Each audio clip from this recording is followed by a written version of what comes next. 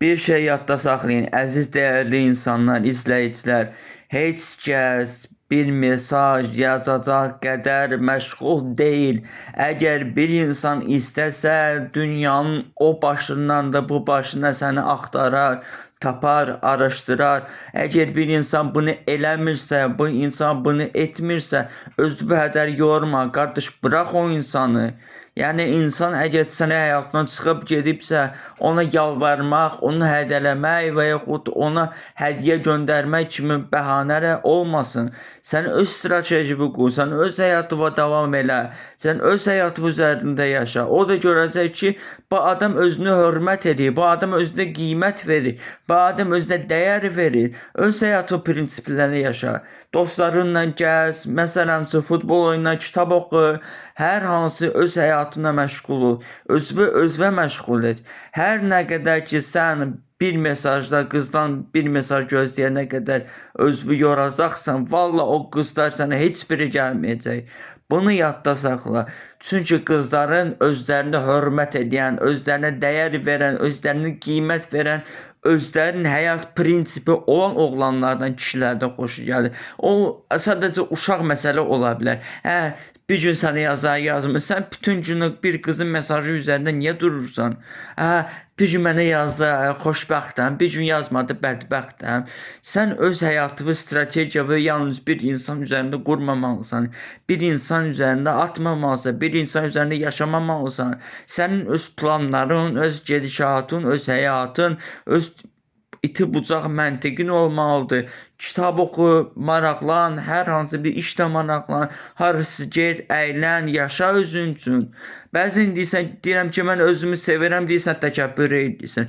Məgər insan özünü sevəndə təkəbbür edir? Mən özümü hörmət qoyuram, mən özümü hörmət edirəm. Deməli, mən təkəbbür insanam. Sizin məntiqiniz buna işarədir.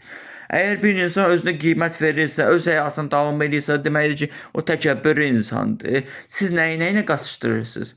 Yəni məsələ də bundadır. Əgər istəyirsinizsə bir qadın sizin həyatınızda qalsın, onun həyatından çıxmayın. Sadəcə olaraq öz həyatınızı davam edin. O sizi görəcək, o sizin addımlarınıza baxacaq, o daha da sizə gələcək. O zaten bilir də siz onu sevdiyinizi. Amma siz onu belə deyək də, qızdan ayrılandan sonra ona hədiyyə vermək nədir, ona zəng edib dəngələmək nədir, ona dəqiqə başı mesaj atmaq nədir, ona dəqiqə başı narahat eləmək nədir. Bu sadəcə olaraq uşaq təbiətli olan prinsipdir. Əsl kişilər belə eləmir. Çünki qadınlarda insan kişilərlə qadın arası sərhəd olmalıdır. Əgər bir kişi bir qadına bunu eləyirsə, hədiyyə verir, o qadın düşünür ki, bu məndən asılıdır. Bu məndən asılıdır da, yəni bu mənim mesajımdan asılıdır. Bunun həyatı məndən ibarətdir. Mən istədiyim vaxtda çıxıb gedə bilərəm. İstədiyim vaxtda onu hər şey edə bilərəm. Çox üzr istəmə ifadəmə görə, çox üzr. Toksit qırıntı diləsi bir şey var. Yəqin bilirsiniz, psixologiyada oxuyanlar bunu bilir ki, nə deməkdir.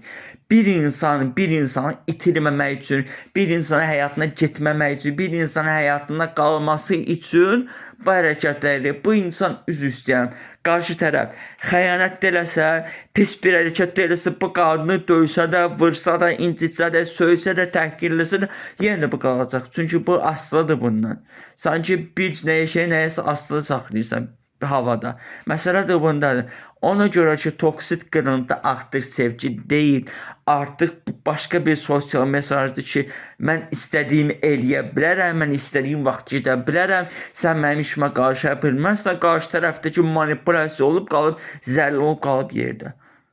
İnsan bu dərəcəyə geri düşməməlidir. Qadın psixologiyası buna yol verməməlidir. İnsan düşünməlidir ki, mənim sərhədlərim var, mənim həyatım var, mənim planlarım var, mənim gələcəyim var, mənim uğurlarım var və s.